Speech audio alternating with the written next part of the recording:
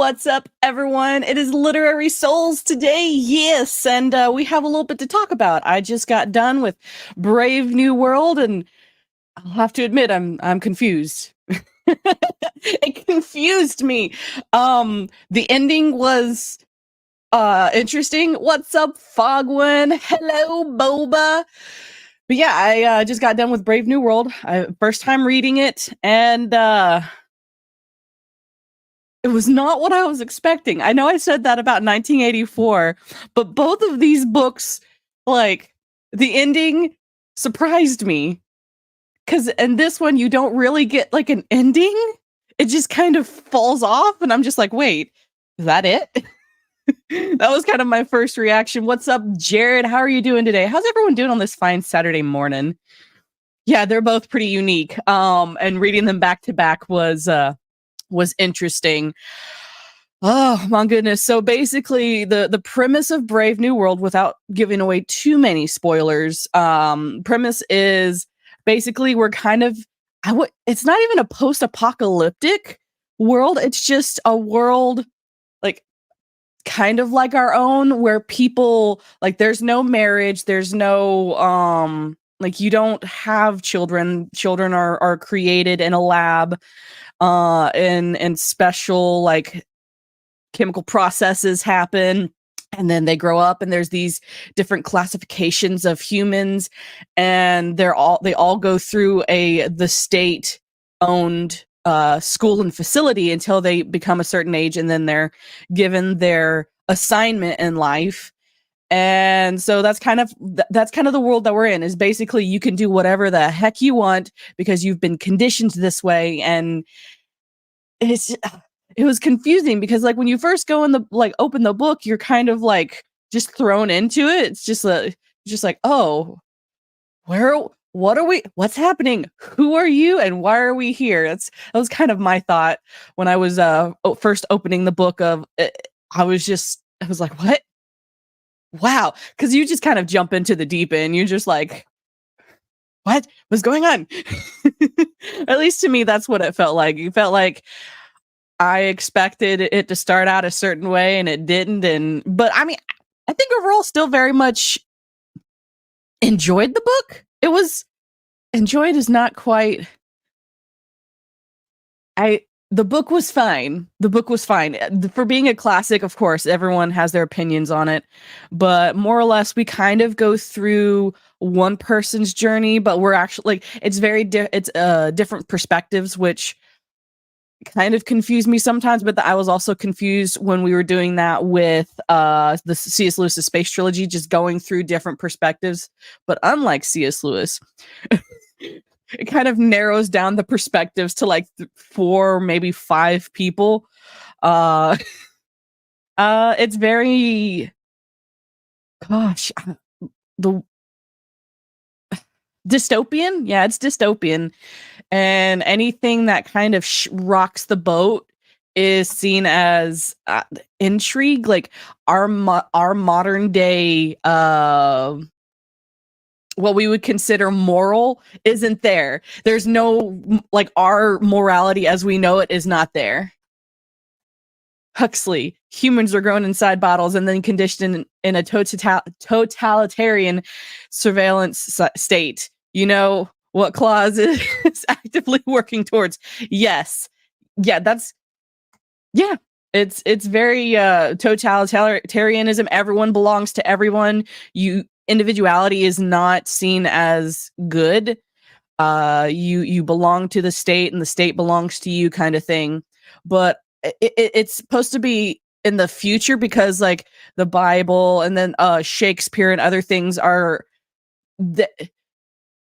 they are available, kind of, sort of, not really. Like, if you want to find them, you're probably not going to, but you might. Like, it takes place on Earth in a dystopian type future. And sorry guys if I sound a little off. My sinuses are just livid with me today because of the weather.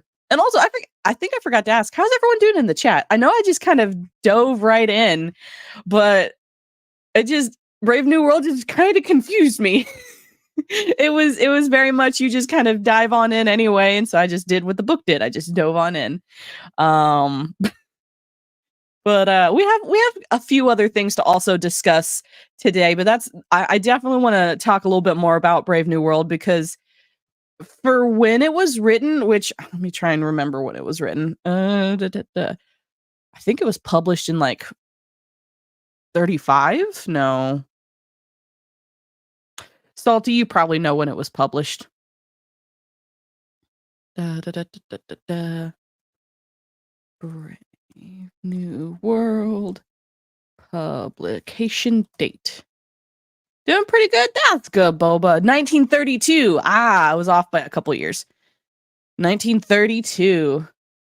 So 20 years from now, the rate people are trying to make it happen. Yes, more or less. Like Brave New World definitely 1984 and Brave New World were kind of very eerily similar in, very much communistic socialistic mindsets of the state belongs to you, you belong to the state, you are a worker, you have dedicated tasks that you are conditioned to do, even down to your genetics according to your, like, somehow they've unlocked the genetic code to where they can literally breed you to be a certain way and have certain conditioning and certain tendencies and certain personality traits. It's eerily similar, and everything's in a petri dish. You are not born. Birthing hasn't happened. I think in the book it said like 100 years or something. There's no such thing as mothers. There's no such thing as fathers. We are all brothers and sisters, but you can also sleep with anyone you want, which is a little odd. Like when I thought about that, I was like, are these clones? Like you can, like, according to the science, like you can take one, I guess, egg and like make 15 different humans, but it's weird. I prefer Brave New World over 1984, but that's because I would have had to write a few book reports on the latter if I didn't take summer school English for fourth year. Oh, okay. Yeah, it's a small book. Like I read it. I think altogether it took me like 4 hours, maybe 4 to 5 hours, because I would take breaks from it because sometimes some of the science confused me because, like, of course it's not. Some of it's not quite logical, and so, like, I know, like, my little bit that I know about science, I'm just going, "Wait, I don't think that's possible. I don't think that you can't do that with a sperm and an egg. I don't think you could do how are you doing this?" What's up, Chris? How are you doing today? Hello. Hello. But yeah, so Brave New World, the first half of the book, I'd say first a little bit over the book, you're kind of following to like a dude and a guy's like perspective on the world, and they kind of both don't quite fit in, and so they're kind of disgruntled a little bit, and they kind of somehow get together through happenstance and circumstances that I still don't understand. uh didn't they do that on Krypton as well? Huh, maybe that's where they got the idea. I'm at work but bored. I can understand that. I don't know. No, because Clark uh had a mother and father, so there was I think it was like sperm and egg donor. Maybe did she give birth to him?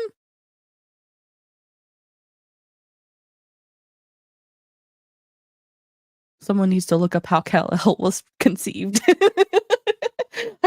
It's gonna bother me. How was Superman conceived in a test tube? I don't know.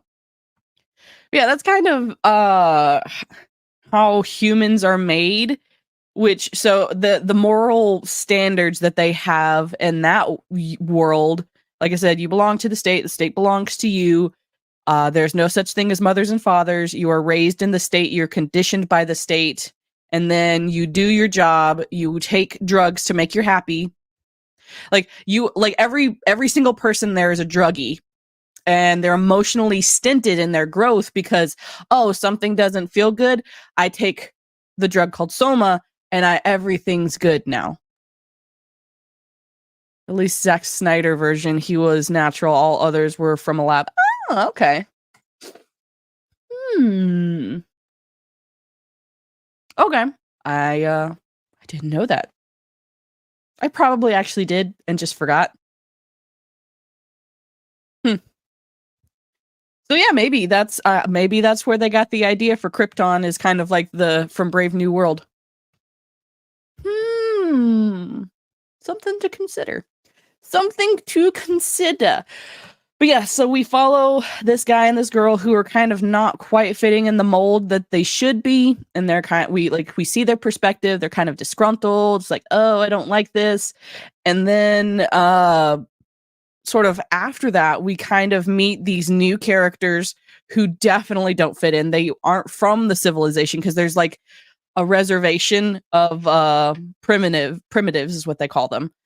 And somehow he circumstances say that he can come to the civilization and he kind of just breaks everything.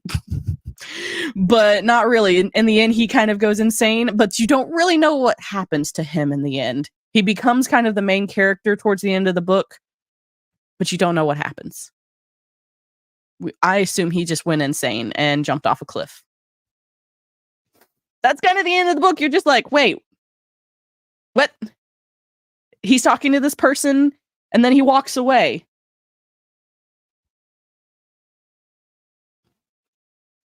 That's not how I thought that was going. And that's kind of at least the version that I have. If it goes on to where you understand what the ending is, oh,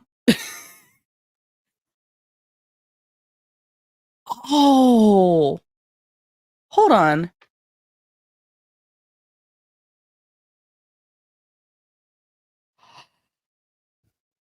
I just reread the last paragraph. I see what he did. He took a rope. Yeah. So it's not a happy ending. Neither of these two books really have been a happy ending in the context of everyone comes out okay. So yeesh. Yeesh. I can't imagine like somebody from like our sensibilities and our moralities getting put into that post-apocalyptic, I'm just going to say no, dystopian civilization, and they're just like, you can sleep with whoever you want, you can have drugs whenever you want, you can choose, like if you so happen to possibly get pregnant, you don't have to actually get pregnant because it's actually frowned upon. It's weird. Are we talking about dystopian books? Yes, Brave New World. I just got done reading Brave New World, and so I'm talking about my thoughts on it. Apparently, also everyone has access to like planes, and that's like one of the modes of transportation is personal planes. I didn't quite understand that. It was kind of like, I mean, it was written like in 32, so like World War II type planes that you have seen, like those I forget, like single engine carriers and stuff. So at least, so the cover that I have, I'll share the screen. The cover that I have kind of is what the planes look like. I don't remember what those are. Only Brave New World. I love is the Iron Maiden album. Yeah. I mean, it was fine. This was a like, as far as books, it's not a feel good book. It's not a fantasy book. It's not a book that you go, I'm gonna read that for fun. Except for me, because I'm a masochist.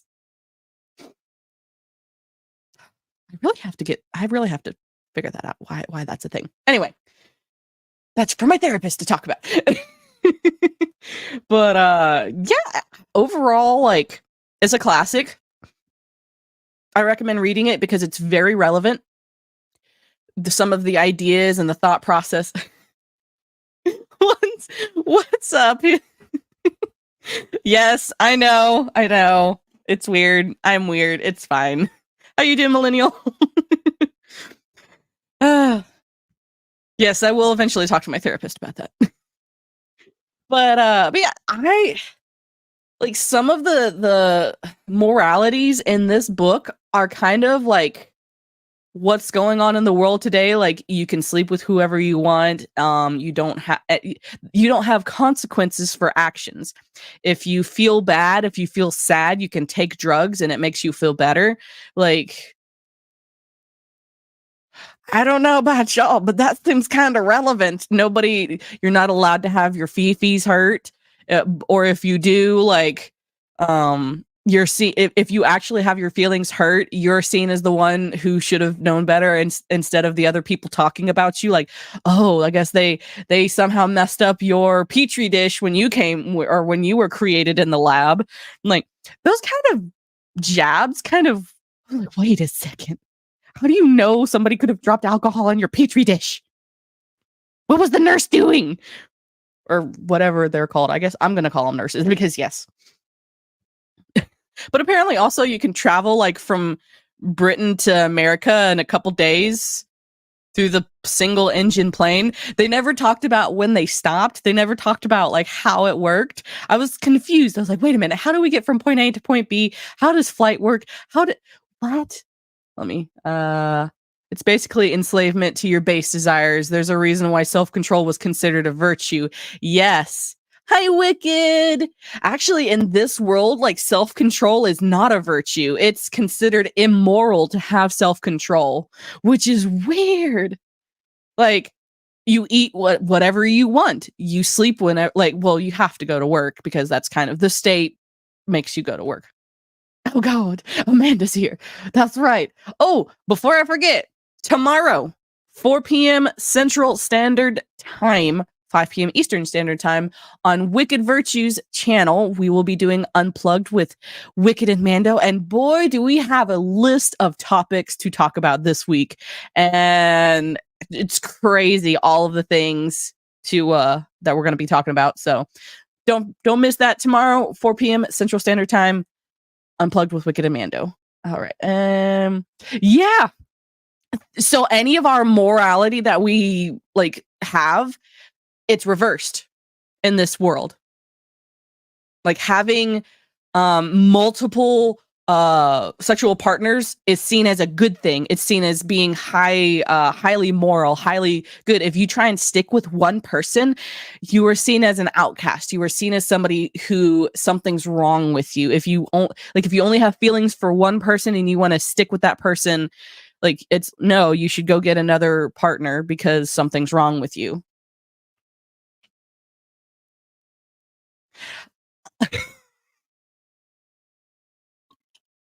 I think they draw the line there. I think they might draw the line there. But like, in actuality, like when someone was actually getting hurt, like they just took some soma and they just had their little drug high. Is the topic anime? Then I'm the guy for that. The god of the guy. We'll talk about some anime soon, Chris. I promise. It's more relevant now because we've pretty much forgotten the difference between, oh my God, Boba. Licentios.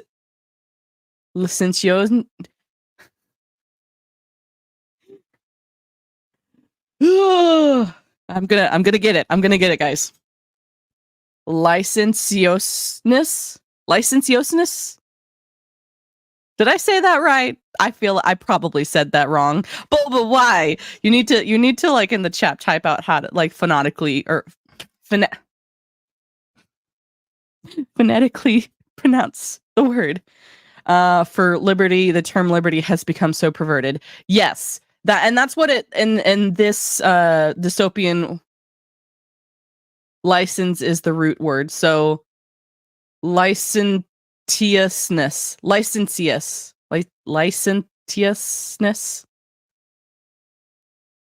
I know, I'm sorry, millennial. That is a big fat English word. You know, the other thing that I don't know why my brain is this way. I can read a word, I can hear it in my brain and understand what it means, but when I try to go speak it, it's just there's a disconnect. I have no idea. I see Mando has been watching too much Maza. He doesn't know how to pronounce phonics. I can pronounce phonics. It's just sometimes I forget. But we're trying hard. trying trying to drop hard words to show off his Asian brain. Hey, I know big words as well. It's just y'all don't understand. Sometimes, like when you are streaming, your brain, like I think some sort of brain function just stops happening when the camera turns on and I'm talking to people online. My brain, for some reason, just like I'm working at half capacity, and I only have two brain cells, so I only have one brain cell for you guys. I'm gonna try again. If it's any consolation, I too read internally many times faster than I do out loud. Yeah, like I can read a word. I'm like, yes, I know that word. But if I were to try and explain it to you, it'd be like, I just know what it means and how to pronounce it, but I can't say it. I can't describe it. It's weird. Licentiousness. Because I want to say licentiousness.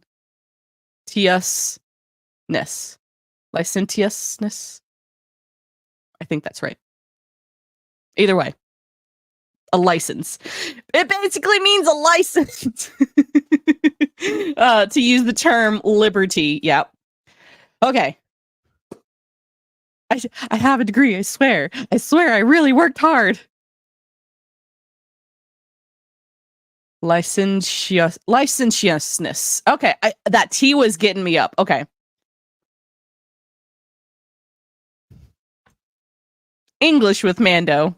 Huzzah! This is what happens when you grow up in the deep South, where they don't pronounce words properly, and you just get used to it, and you can read the word, understand how it's supposed to be pronounced, but you don't pronounce it that way. Because why would you do that?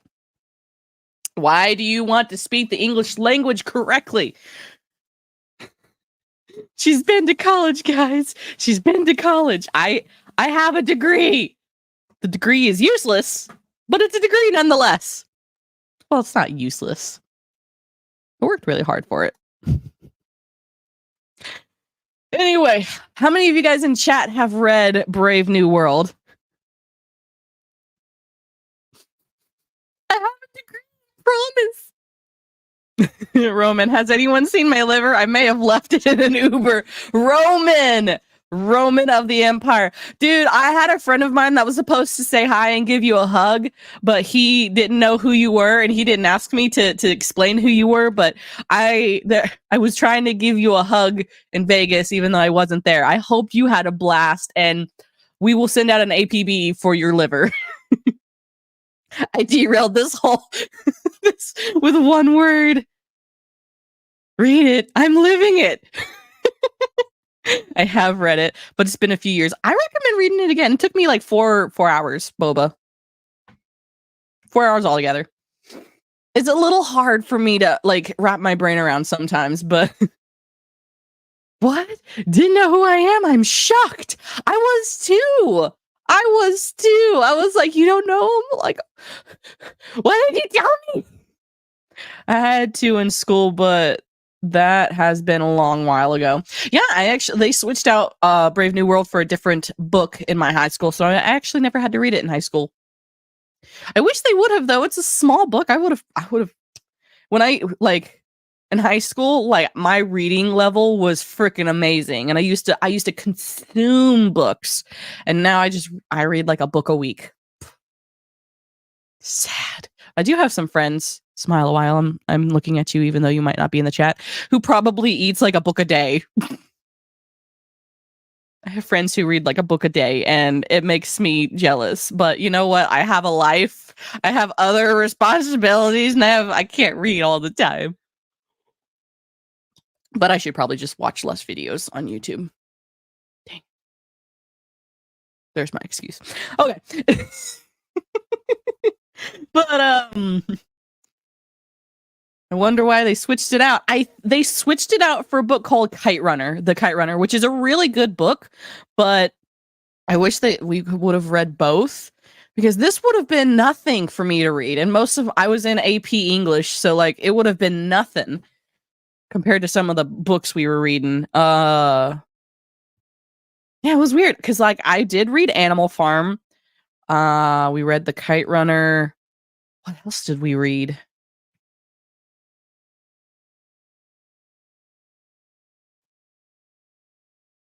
Gonna have to go look over.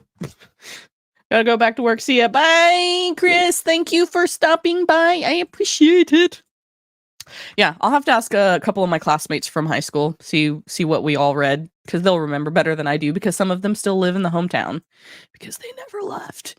See, that's the problem with small towns. Sometimes you never leave, which is why I'm so glad I got out of there, because there are people who like I went to high school with, and they are like still living in the same town with all the same people, with all the same drama all the time, and I'm like, nope, I'm not about that life. You used to disassociate. Do you mean disassociate or disassociate into your books? Probably. Disassociate into your books? Do you mean disassociate?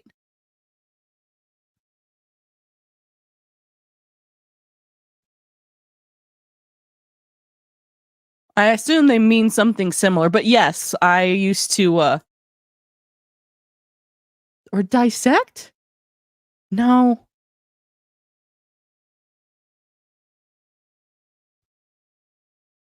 Why do y'all have to throw these words at me right now when I'm like the train of thought is just like yeet. I am verily wow, very easily distracted. Part of my problem is I combine words, and like I have the sentence in my head, and then when I go to speak it, it comes out as one word, and it's just, bleh. I'm gonna Google that word because that bothers me, because I feel like I should know what that means and how to pronounce it.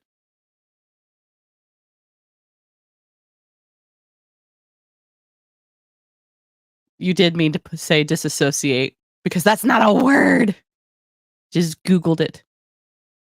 The Oxford Dictionary says it doesn't exist. At least the online version on Wikipedia, or not Wikipedia, the one that you Google. So Google says it doesn't exist. So disassociate, but yes, if that is what you meant, then absolutely, I used to disassociate into my books. Yep. Some of my home life was a little too, so books were kind of one of my ways to escape. So overall, definitely recommend reading it. It took me 4 hours. I was reading it at my slow pace of reading books. Yeah. Okay, cool. I was like, is my assumption correct? Also, what do you guys want me to read next? Because I'm thinking about reading Shad's book next. But also next week is the 6th. There will be a panel of wonderful people that are going to be reading talking about the first Chronicles of Narnia book. So please, please, please don't miss out next week. It's going to be me, Smile a While, Elijah, and possibly a guest, or maybe 1 or 2 guests. That's going to be here next week. So we're going to be talking about the Magician's Nephew. It's a fast read, easy read. Please read it if you haven't. If you don't want to, cool. We'll be talking about it and talking about our thoughts on the book, and it's going to be great. So next week, we're going to do some Chronicles of Narnia. You used your books in order to escape from the reality. Yes, correct. You are correct. Popping in to say hello, working with my dad on projects this morning, but looking forward to next Saturday. Yes, that's actually what I was just talking about. So Smile a While, Elijah, and I will be on a panel, hopefully with at least one other person. Hopefully she'll respond back to me before Saturday. We're going to be going through the Magician's Nephew next week, so please don't miss on that one. That's going to be great. Elijah is going to be back on to streaming again.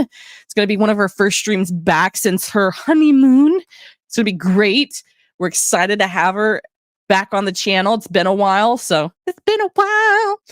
Anywho, what do you guys want me to read next? I'm thinking about Shad's book. I have the Halo series that I'm definitely going to be going through at some point in time. What about, let's see, I haven't read Lord of the Flies yet. I'm thinking about rereading The Diary of Anne Frank, since last week's episode was talking about something in the book that probably wasn't actually in the book, and so now I'm confused and I need to read it for myself.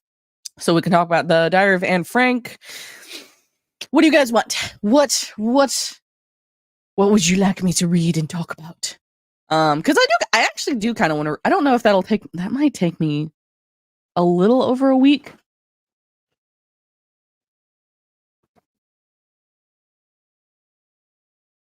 If it takes me over a week, we'll talk about something else next. No, I have 2 weeks to read it because next week is Chronicles of Narnia. So yeah, I'll have this read by for the next Literary Souls. So yeah, probably read that one. Unless you guys have different suggestions. And my DMs are open. You can always I know I shouldn't say that, but I do it every freaking time. You can message me if you have any suggestions. I have a Discord.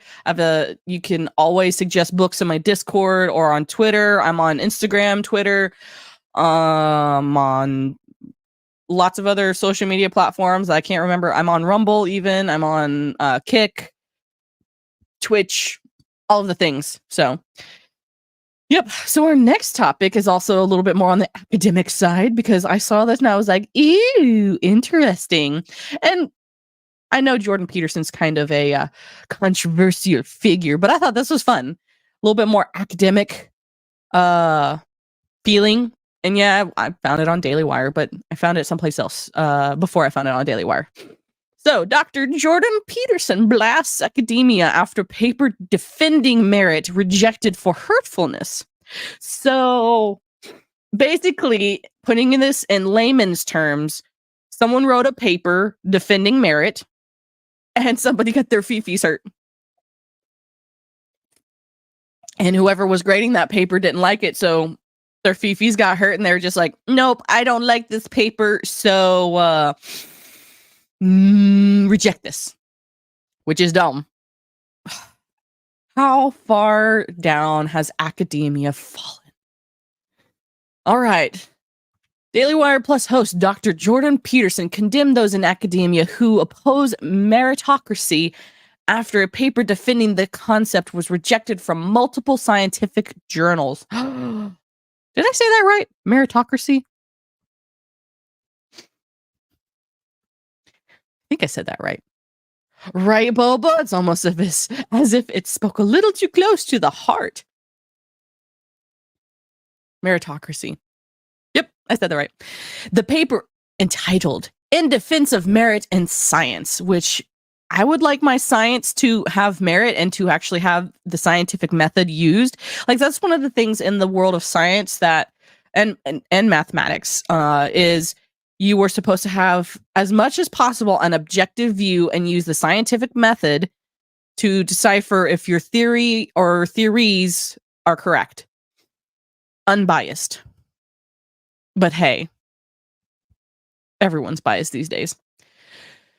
So let's see. And authored by a number of prominent academics such as John McWhorter, I'm going to say that, and Peter Boghossian.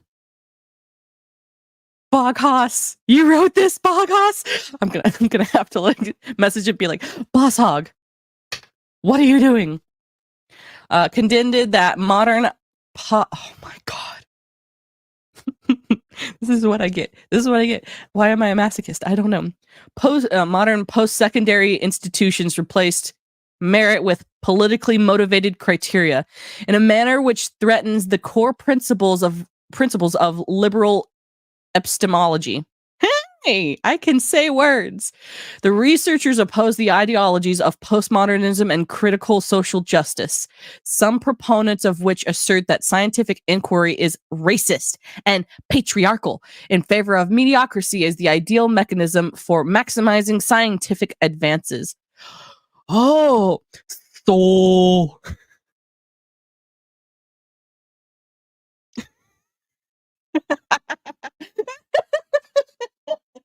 I'm sorry. I know I pronounce things wrong and weird. Yep.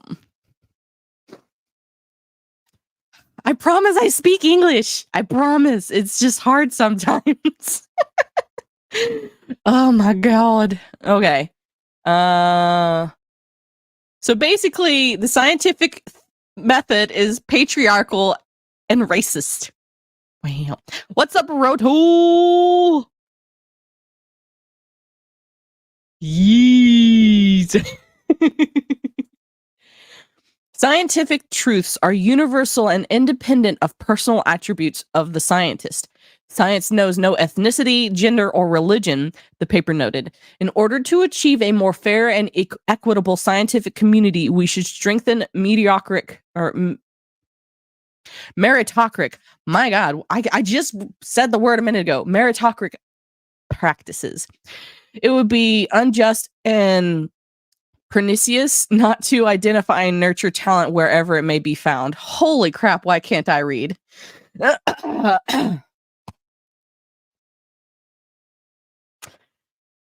The authors revealed that they approached several outlets to publish their paper, but were repeatedly denied. One prominent science journal, I thought it would be scientific journal, but fine.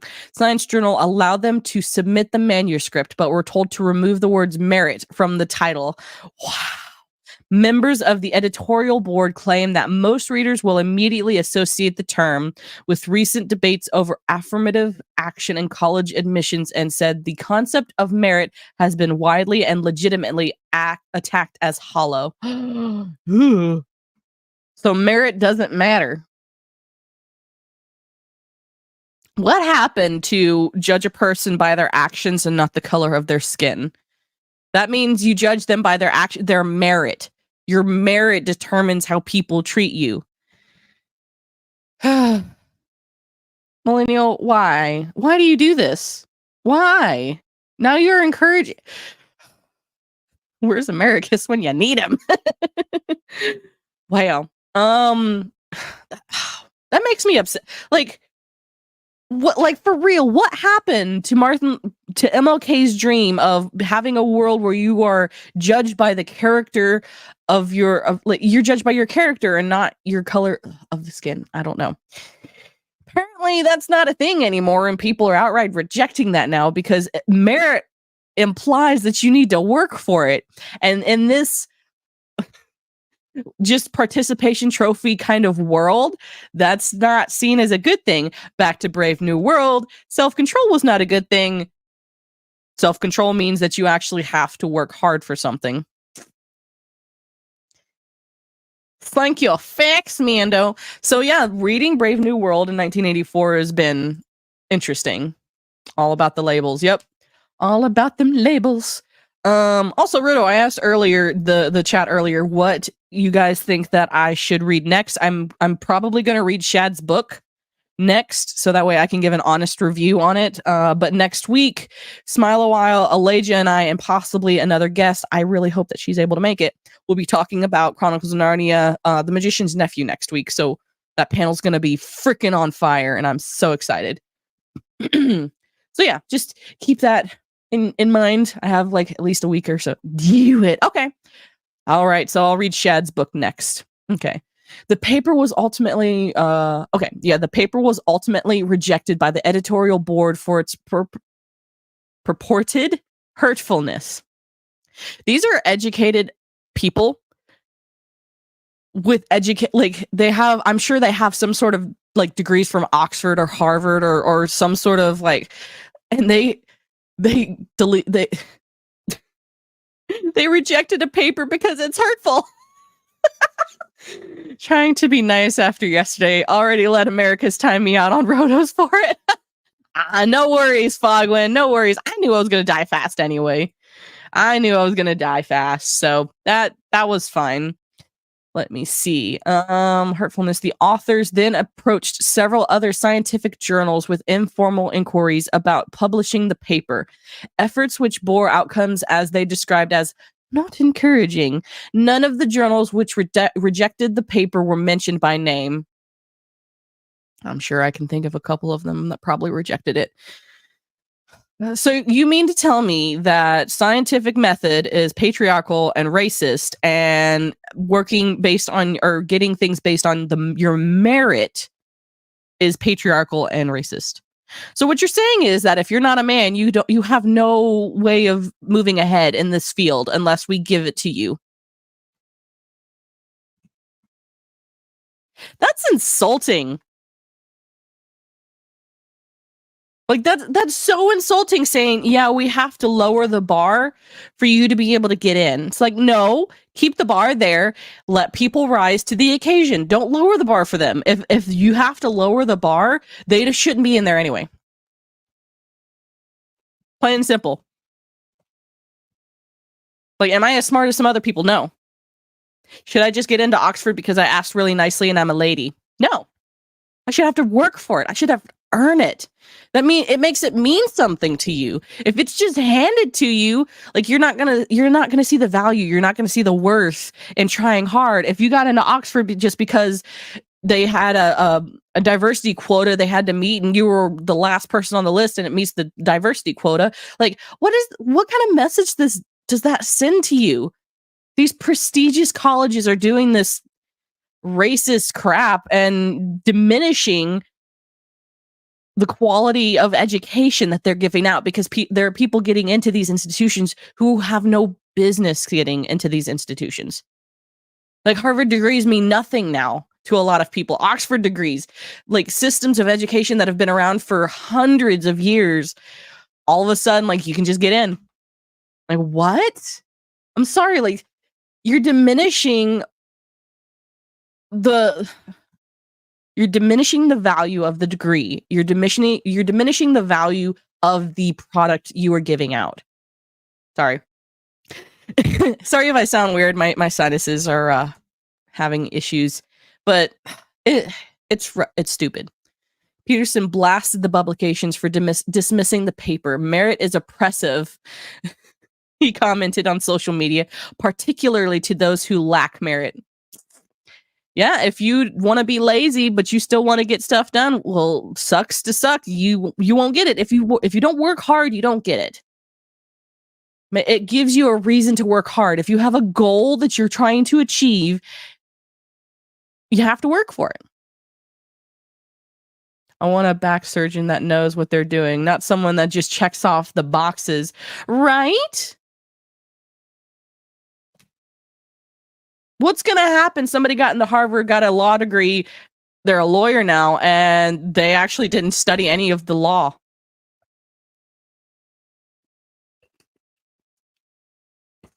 What if you have somebody come into your house and you need a lawyer to defend you and they don't know what they're doing? What happens to a surgeon? Got into med school because they had a diversity quota they needed to meet. Let them pass on through because participation trophies. And that person's about to operate on your brain. Like, what? Like, what are we doing? The dismissal of merit for alternative ideologies was an impetus for Peterson's own departure from academia. The best-selling author and podcast host wrote an opinion piece last year that he had once seen himself teaching at the University of Toronto until they had to haul my skeleton out of my office. Wow. But said he could no longer participate in a system where superficial diversity metrics are prioritized over competence. He voiced frustration that his heterosexual white male graduate students faced lackluster career prospects due to diversity mandates.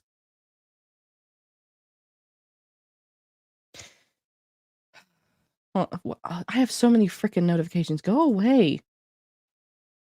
I'm going to hurt you stupid computer. There we go. When the bar gets lowered so much, there really isn't much incentive to use your brains as much, which makes several more people vulnerable to severe mental conditions like Alzheimer's. When you don't have to use your brain, it goes away. You use it or you lose it. That's how you get the cardiologist who told me my irregular heart rate had nothing to do with my heart.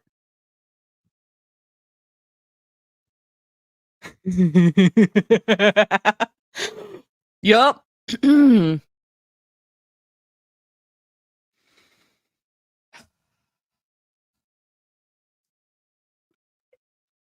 It's so dumb.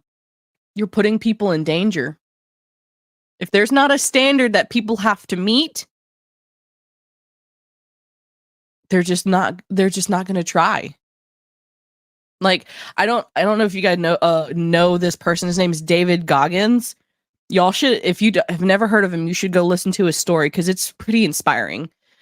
Like the David Goggins was a Navy SEAL who had flopped out of, I think, the Air Force because he didn't try, he didn't care, and he like beat his body into submission to get into the Navy SEALs, and he did.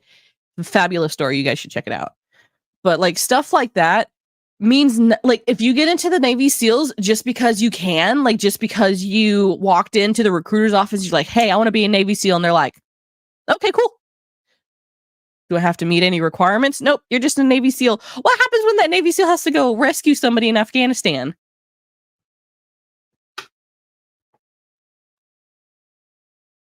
I don't know. Anyway, these have been imposed universally in academia, despite the fact that university hiring committees had already done everything responsible for all the years of my career and then some to ensure that no qualified minority candidates were ever overlooked, Peterson wrote. My students are also partly unacceptable precisely because they are my students.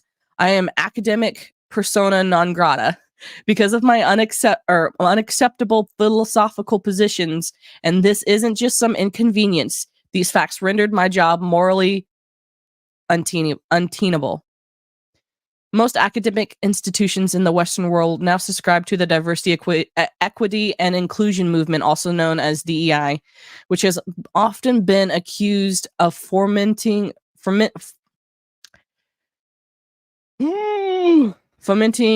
division and limiting viewpoint diversity while entrenching a left-wing orthodoxy on college campuses. Okay, that's all that. Wow, I can't read today. I don't know why.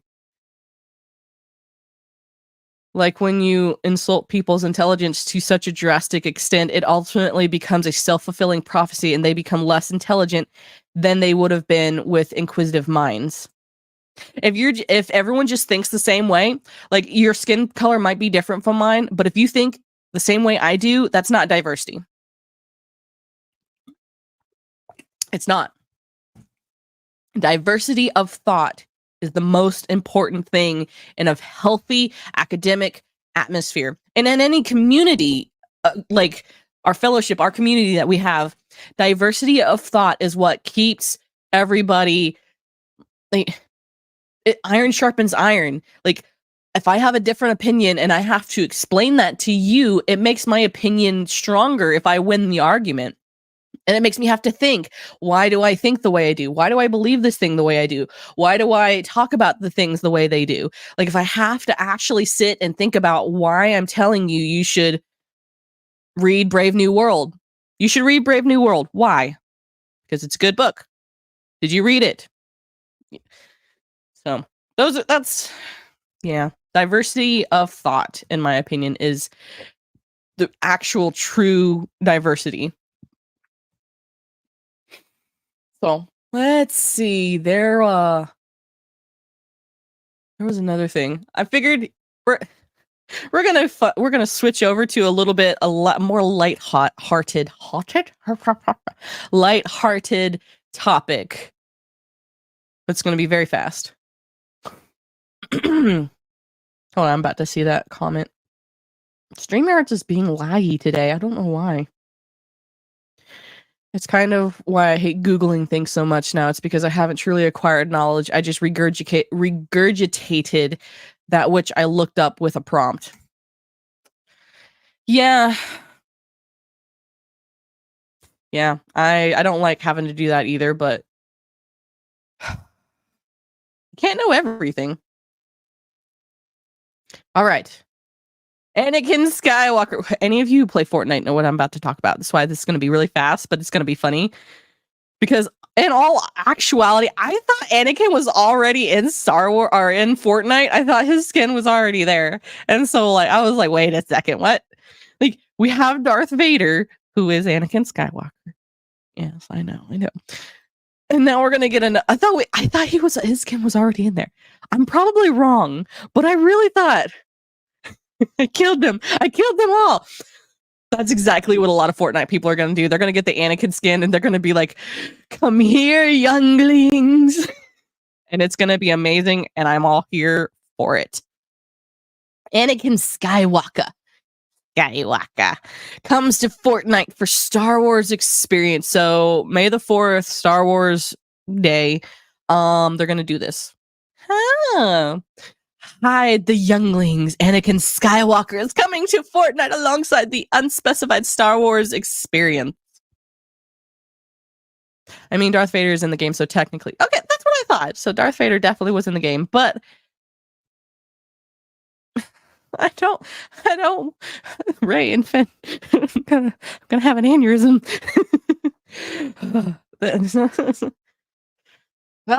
Okay. The announcement came via the game's official Twitter account, simply stating, "You've been chosen." Have I now? And shows Anakin Skywalker as he appears in the beginning of Star Wars Episode 3, Revenge of the Sith. 3 Clone Wars era Star Destroyers are also seen in the background. So is he like Anakin or is he Darth Vader?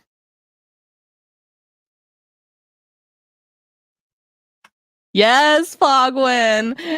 Anakin murdering Rey will be so much fun. Yes, if they bring back the freaking lightsabers and we get so many people with Anakin skins going after Rey, it's gonna be priceless. I don't care if I die so many times. I want to see it. I'm just gonna sit on the sidelines and just eat popcorn and just have a blast. So is he like good or bad here? Do we know? Well, I mean, episode 3, Anakin like was kind of good, but also bad. It's confusing. Anakin and Luke hunt Rey. Yes. Okay, there should be a party of Anakin, Luke, Darth Vader, and is Yoda an option? I don't think so. I think Chewie's an option, or Han Solo. Yeah, Han and Leia. We should have some sort of team with some combination of those people. Hunt Rey and just annihilate her. Han. Okay. Let's see. The following tweet stated gamers can join the experience beginning May 2nd. This is notably 2 days before Star Wars Day. That being May the 4th be with you. There are no other details at this time, but the use of the term experience suggests there will be an event of some kind. Oh, goody. Ugh. Previously, the game hosted an event in the late 2019 to promote Star Wars episode Rise of Skywalker. We're gonna have a heart attack. Anyway, somewhat hosted by a hologram of Goff King. Oh, I can't do it. Players saw an early clip from the upcoming movie. Players also got to wield the newly introduced lightsabers and hear the ominous message of the somehow returned Emperor Palpatine. Yay! Since then, additional content from the franchise has come to Fortnite, most recently in November 2022, with another chance to nab some original trilogy-themed gear and skins. Okay. Cool. Fun, happy Fortnite news. I might get an Anakin skin just so I can kill someone that's got a Rey skin. I might. I don't know. It's a thing.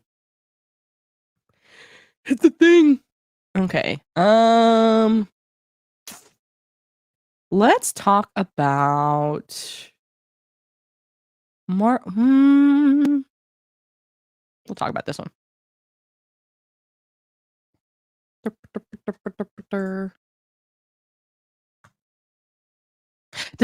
Before I start there, does that opportunity to have an Anakin skin want any of you that don't play Fortnite now? Do you want to play Fortnite because you can be Anakin Skywalker? If your answer is no, you're a bigot.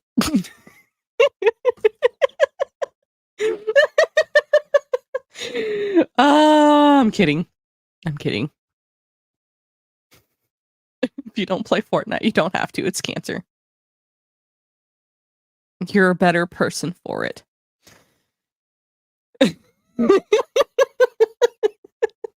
Yeah, bigot. All right. Marvel's Blade nabs True Detective creator Nick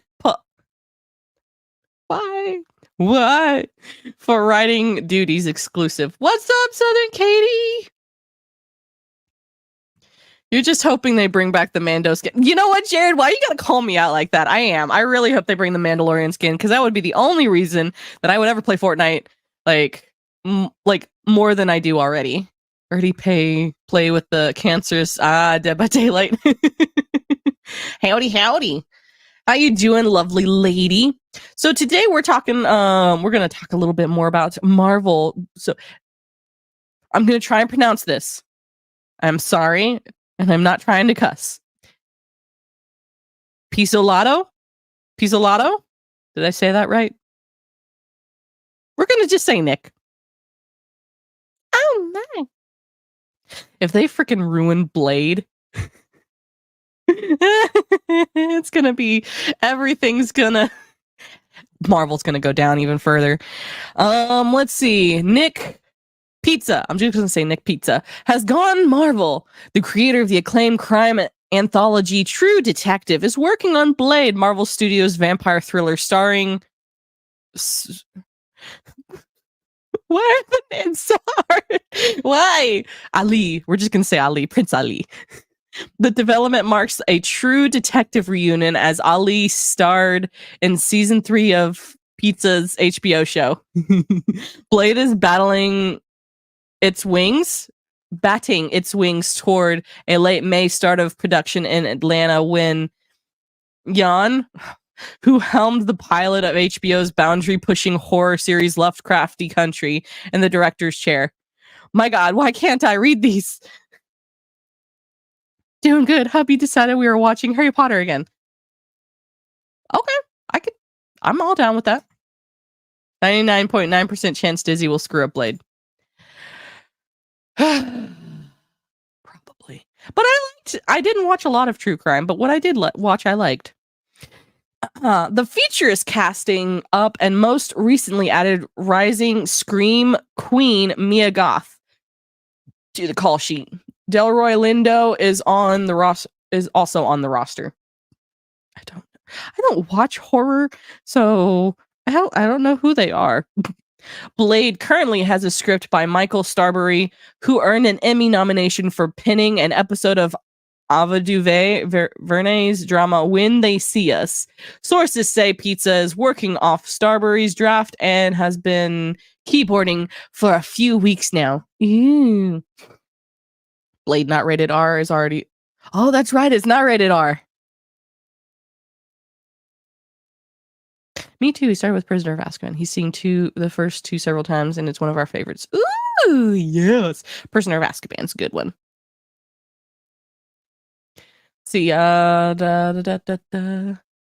Blade was created by writer Marv Wolfman and artist Gene Colan for 1973's The Tomb of Dracula, number 10.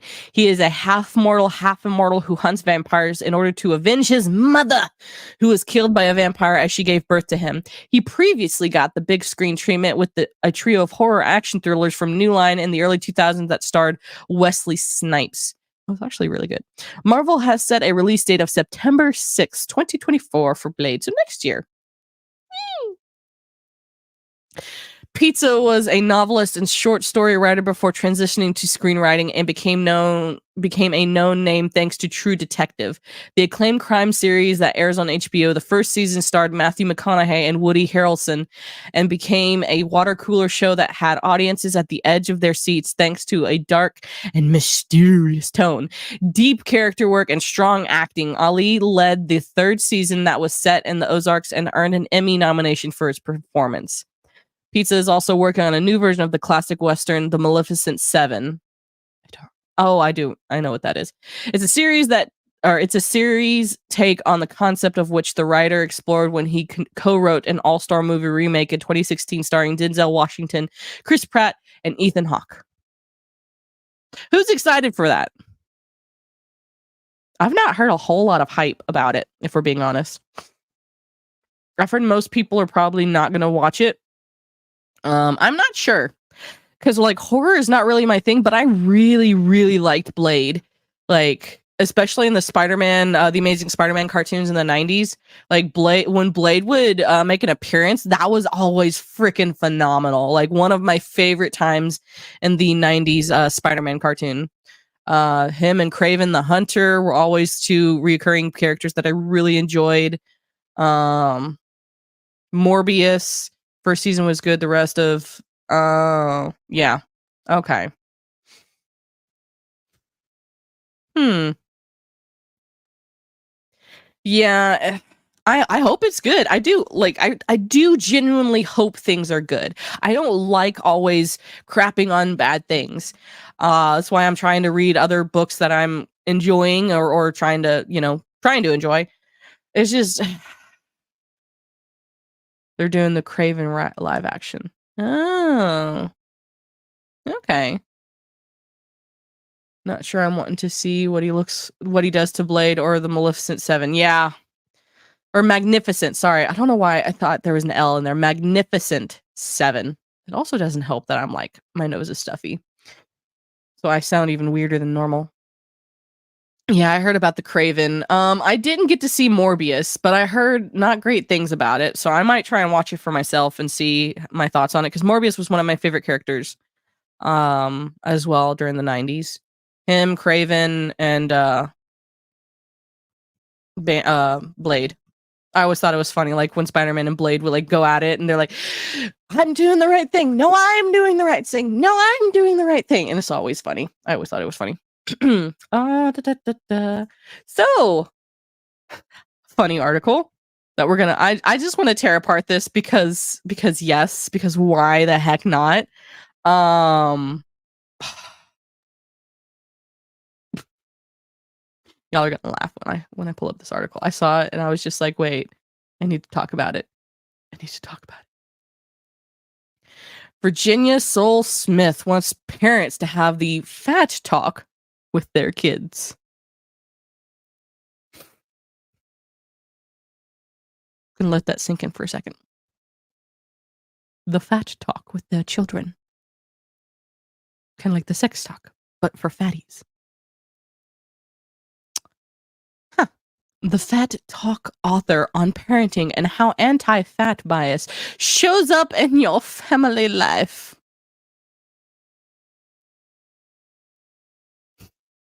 They're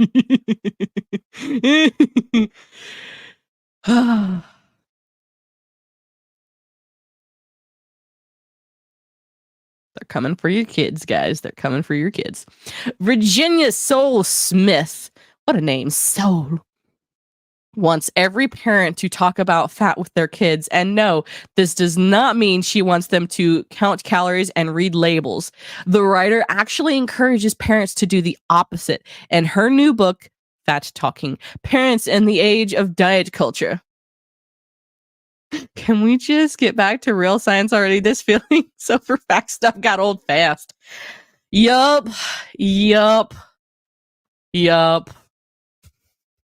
We're really dealing with a systematic culture-wide oppression of fat people in all the ways that ripples out and shows up in our daily lives. The mom of two tells Yahoo Life, and so we have to name that bias. You have a biased. You have a biased. I have a biased. At the fat talk with my kids, I told them heart disease and diabetes are bad things. Yup. She says that means having frank and honest conversations with kid about what it means to be fat and why it's become a dirty word in America. It's always been a dirty word. Always. We have to work on learning on learning that bias. She says we have to look at how the bias has caused harm for ourselves and in our relationships and all the other different public spaces. And so I really wanted this book to be a way to reckon with how the anti-fat bias shows up in your family life. I wonder if that book sells in Asia. The fat talk is that the hey son, if she has more rolls than a Bakery, run away. No, you should said roll away, not run away, roll away. Average life expectancy will go from 80s to 50s in one generation. Insane. Right? It's okay to enjoy food. I'm not going to read this whole article because it's stupid, but I just wanted to have fun with it. It's great. Let's see. I'm going to... It's great to have identified a way of eating that feels really good to me, she says. But of course, it's great to go to the fair and eat all the concession foods and have fun, okay? So you pop afterwards for 2 days. You make memories with your kids. You also have heartburn, and you also feel like puking. And you also realize that the carnival food that you're trying to eat probably is going to give you like some sort of heart disease and cancer and something, because there's something in there. The running is to encourage he stays in shape to be able to escape.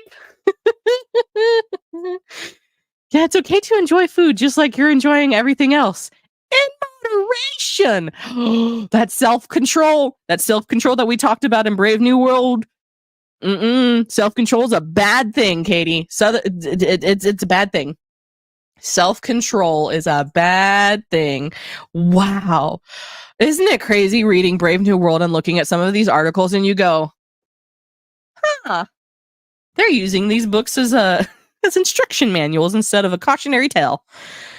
Interesting indeed, if I do say so myself. But yeah, enjoy things in moderation, man. Like, yes, eat food, but portion control. Like, if you have a pizza, don't eat the entire freaking pizza in one go. Granted, I do that sometimes, but they're usually like very small, like personal pizzas, and so they're tiny. But anyway, if you have like a giant pizza, you shouldn't eat the entire pizza in one go. One, that's not good for your stomach. 2, that's not good for your mental health. 3, if you're just eating greasy food all the time, like your body doesn't like it. The book oddly resembles LA and New York. Self-control and personal responsibility. I support all the bad things. You rebel. How could you? I eat like a pig, but I also work it off. Right. You can, like, for any of you that was in Mara's stream yesterday, which if you haven't, you should subscribe to her channel. She's got good stuff. Was talking about, like, we were talking about, like, because there's a game that they have a new character and they were talking about body positivity stuff. If you eat like a dump truck, you work out like a dump truck. Like, I used to be an athlete. I used to freaking be able to, the thing that I just said, don't eat an entire pizza by yourself in one sitting. I used to do that. But then I would go to softball practice and run for the next 2 to 3 hours. I felt like throwing up when I did that. So I prevented me from doing that again. And so I had moderation. So that way, when I was running on the softball track, I didn't throw up. Your body tells you if something's good or not. You should listen to your body. I used to do that occasionally when I was a teenager and an athlete. I'd puke if I tried to eat a whole pizza now. What's wrong with people? Yeah. Like one of the things that I would do when I was an athlete is I would skip breakfast, which I still don't really eat breakfast much anyway.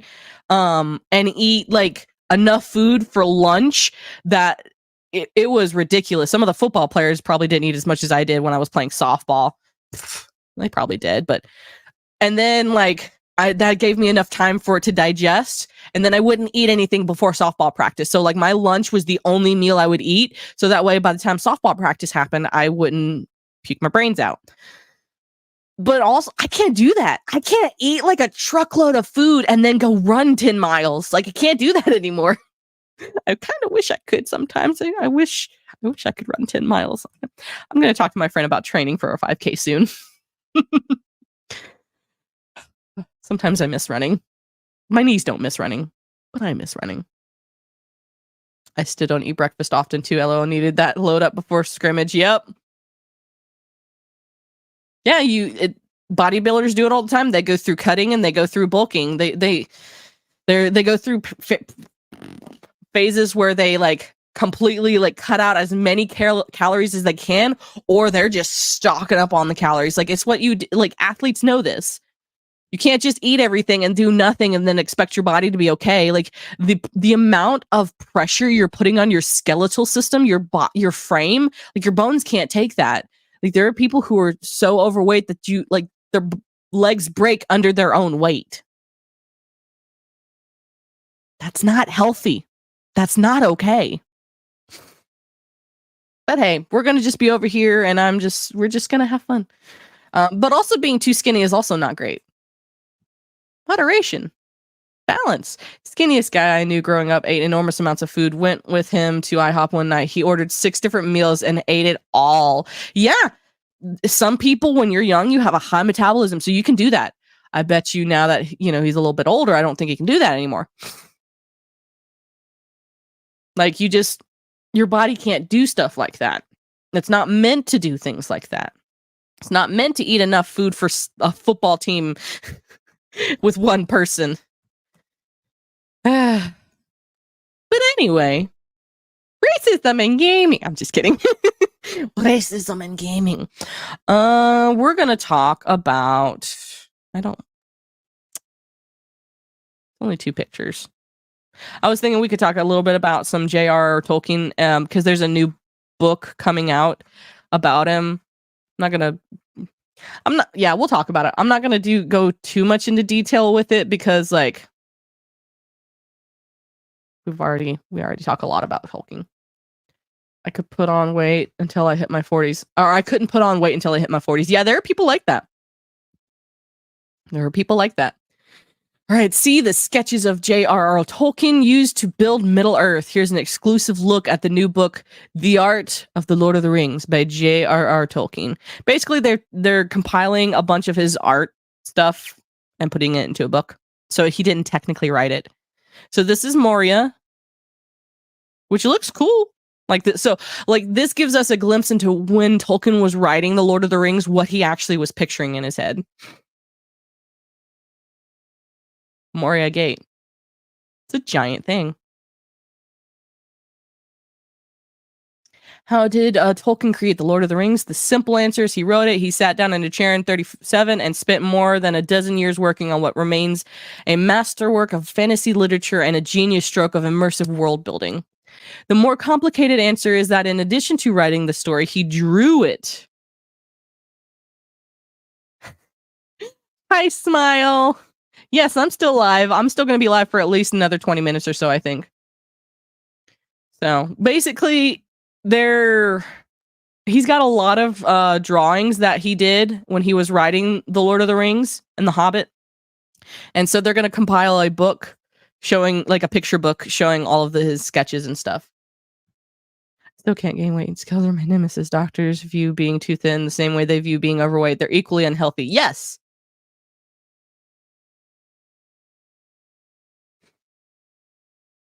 Sounds like a neat book. Yeah, I might try and get it. Let's see. I'm trying to see when they're gonna. This was a much longer article than it needed to be. But yeah, so it's gonna be The Art of the Lord of the Rings. That's the title. The Art of the Lord of the Rings. Yep. So be looking out for that. What book? I will show you. It's a new book that's coming out where they're compiling all of Tolkien's pictures that he drew of Middle-earth, and they're going to put it in a book. It's going to be called The Art of the Lord of the Rings. I feel like there's already something like that, though. I don't know. But yeah, that's yep. Oh. So I think it's like for like the 60th anniversary.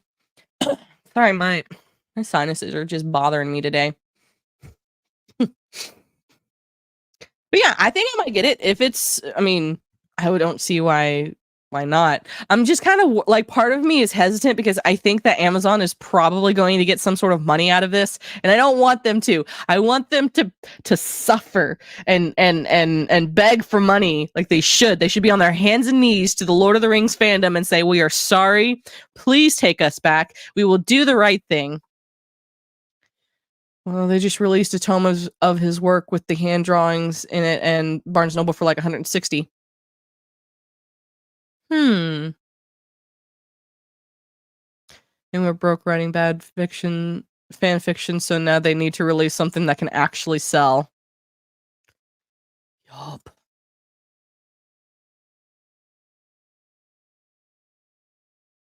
I bet you can get it through his foundation. The family set up a trust for these things. Yeah, that's probably what I'll do when it comes out. I'm going to take a look at the Tolkien estate and see if it's available there. Maybe save up for it. Arkathul, hello. How art thou? How are you doing, Ark? How are you doing? We've talked about quite a few things. Brave New World, of course, was the first, and my thoughts on it, and we've talked about racism and gaming. I'm just kidding. Sexism, racism, all of the isms and stuff and such. And apparently, Brave New World is coming true.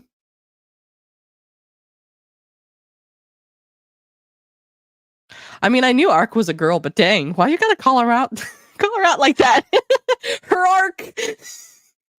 I knew you meant hi, but it's still funny. Dang it. Just why you gotta treat Ark like that, man? Smile, why? It's funny. I enjoy all my isms, as you should, Jared. We should all enjoy our isms and phobes and things and bigotry, because apparently that's all we are. All right, so there's a rumor going about with the Star Wars, or not Star Wars, but the Batman. Harders. We're gonna talk about Sparkly Boy. Yay, Sparkly Boy! Because last week we talked about Twilight. Please don't make me watch it. Anyway, Sparkly Boy in talks to lead Chloe Zhao's sci-fi western take on Dracula. So Dracula is going to be a western, a sci-fi western with vampires.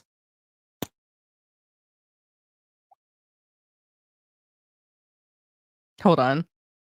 I'm at work, so if you're making fun of me, that's a low blow.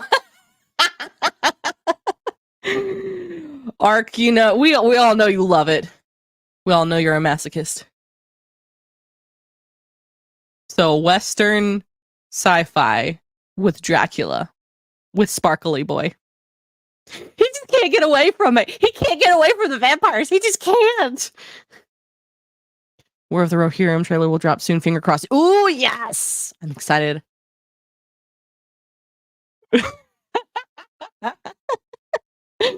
It's fine. You're fine. You can take it. You can take it. But yes, I'm excited for the War of the Rohirrim. So yeah, Sparkly Boy, Vampire Sparkly Boy is going to play in a vampire space western. You can't even make this stuff up. Like, what? We haven't seen the guy play a vampire yet. Oh, he played a Twilight vampire. Twilight are the only books my kid didn't take, and they were hers. I have to replace all the good books she left me. Her trash. Yes. Of course she didn't take them. Of course she didn't. Yep, that's right, Salty. They're gonna remake the Twilight with diversity and inclusion. Yay! We all want that. That wasn't a vampire. I mean, I'm not gonna argue with you about that, because I also agree. I think it was I don't know what they were in Twilight. Hail Sodomendo, I'm late. No worries, Riker. No worries. We're talking. We've got a couple more things. And oh boy, yeah. Basically, Sparkly Vampire is gonna be playing a vampire western.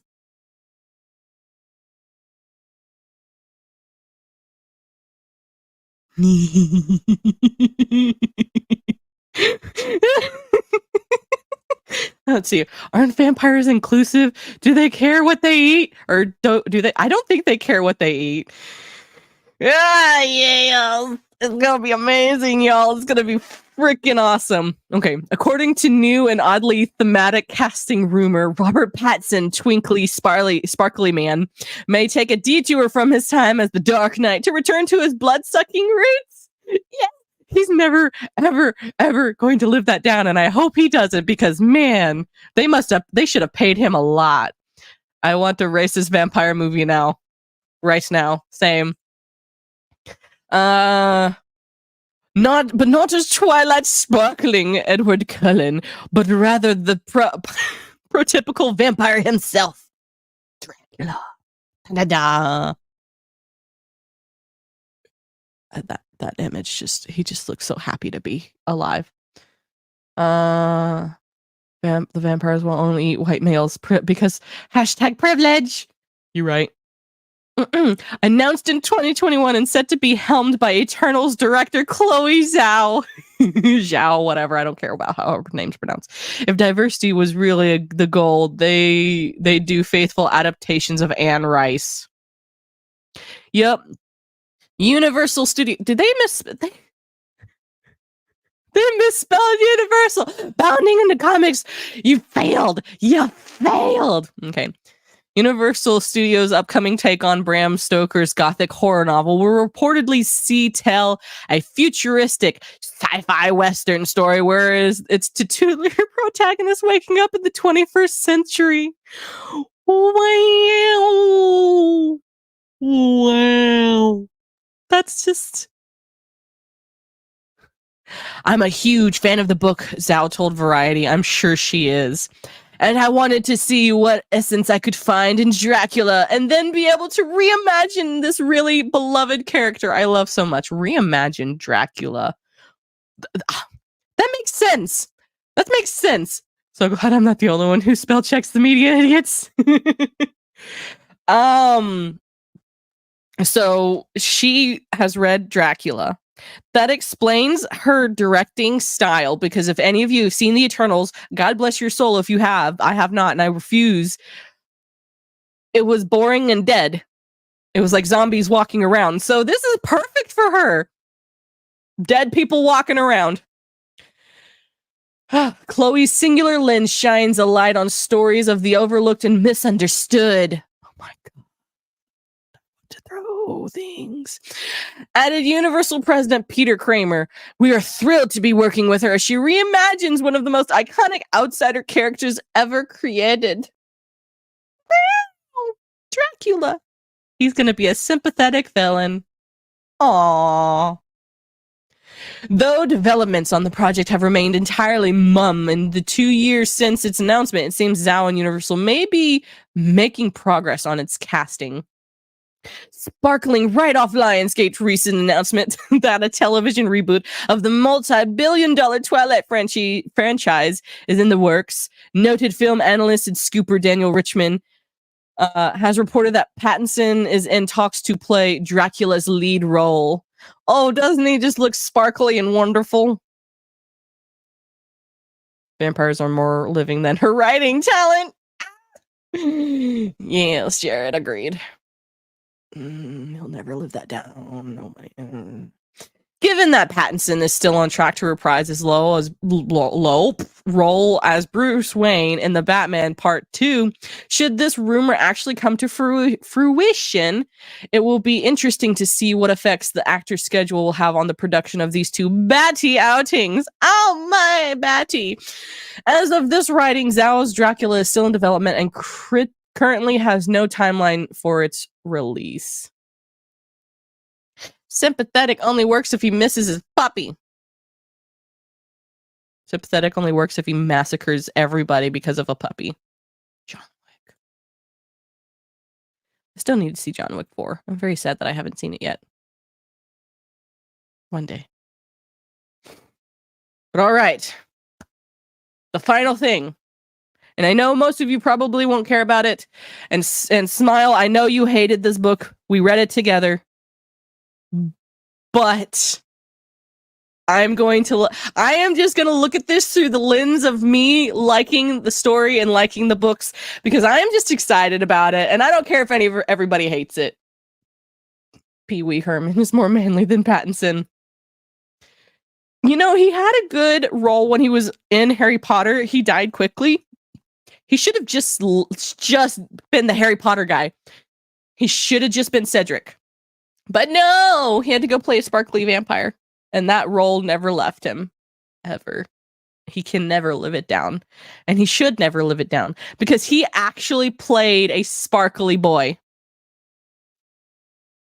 Sparkles. Sparkles. Okay. All right. Do. Hunger Games, The Ballad of Songbirds and Snakes. We finally have an official trailer. I'm so freaking pumped and excited for this. I actually enjoyed The Ballad of Songbirds and Snakes. Smile a While did not. But that's okay. That's okay. We can disagree, and that's fine. I really enjoyed the books, but I'm so pumped for the movie. It comes out near my birthday. Once sparkly, always sparkly. Agreed. Once you have the sparkle, you never go back. So I'm gonna play like about 10 seconds or so of actually, you know what? We're not gonna play. I'm gonna take out the audio real fast.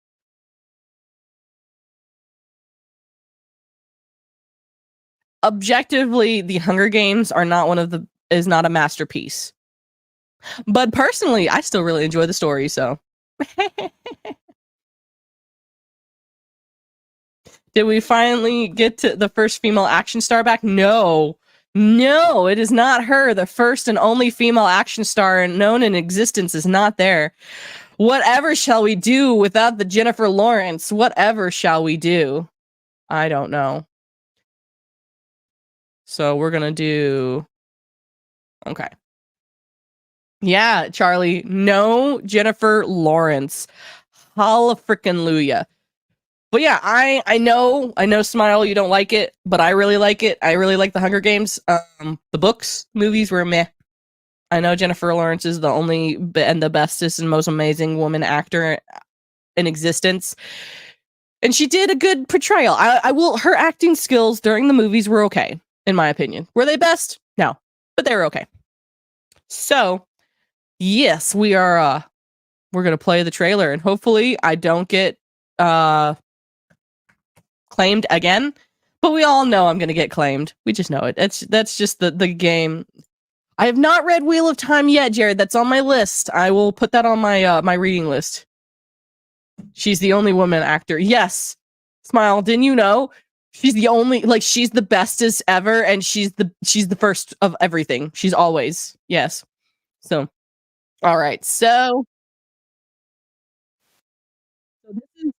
if you don't know, The Ballad of Songbirds and Snakes is a prequel to the Hunger Games. So this is pre 75th Hunger Games or 74th Hunger Games. This is the 10th Hunger Games. And this is President Snow's background. So we're following the story through his eyes, kind of.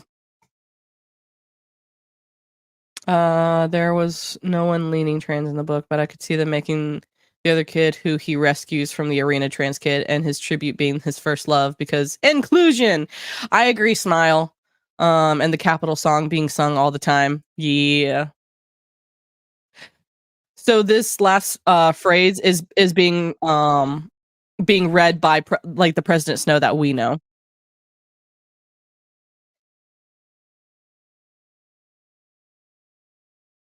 So yeah, that's it. Ballad of Songbirds and Snakes. It's coming out November 17th. I am a Hunger Games fan. I will be seeing it. If you're not a fan of Hunger Games, that's fine. That's cool. I can like my bad takes. I know it's not the best book out there by far, but I like it. It's my thing. It doesn't have to be your thing. We can all have differing opinions on things. But yeah, definitely reading it around the same time 1984 was like, I see what you did there. I see what you did there. Okay. So, that's really mostly all I had for today, you guys. Talked about Brave New World. That's fine, Smile. You know what? I'll buy you a ticket to where you have to go. I won't do that. I won't make you suffer because people have done that to me before. I watched all of the Twilight movies because they always came out around my birthday and people would buy me tickets and I used to not be able to say no to people. So I saw Twilight Sparkly Boy. Different opinions. Yes, Swigs. Different opinions. Bad tastes. I try my best to only watch stuff from before 2000. Hey, and that's fine. That's your thing. That's awesome. There's a couple of things I think like early 2000s. That's okay. But yeah, I will probably be watching it, doing a review on it because I'm excited. So yeah, you don't have to like the book. But I do. Hey, you walked into that one. I was being good. Sure you were. But so next week,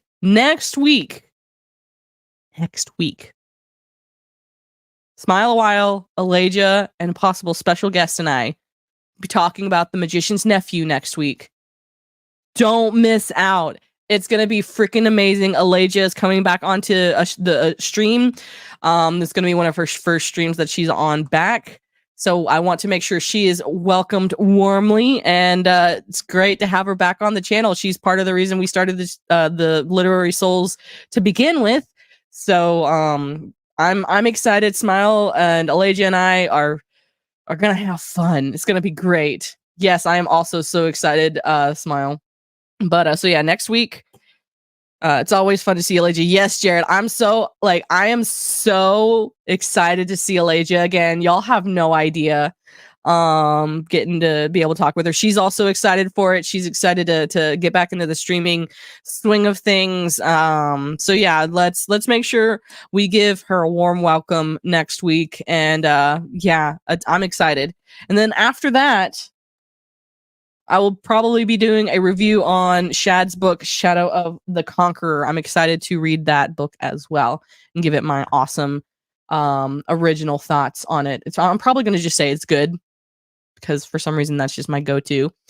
Let's see. Don't forget tomorrow on Wicked's channel, Unplugged with Wicked and Mando at 4 p.m. Central Standard Time. It's going to be on her channel this week. Trying to think of what else.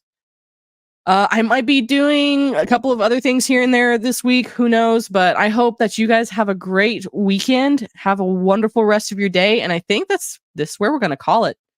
You guys stay safe out there and go exercise. Bye.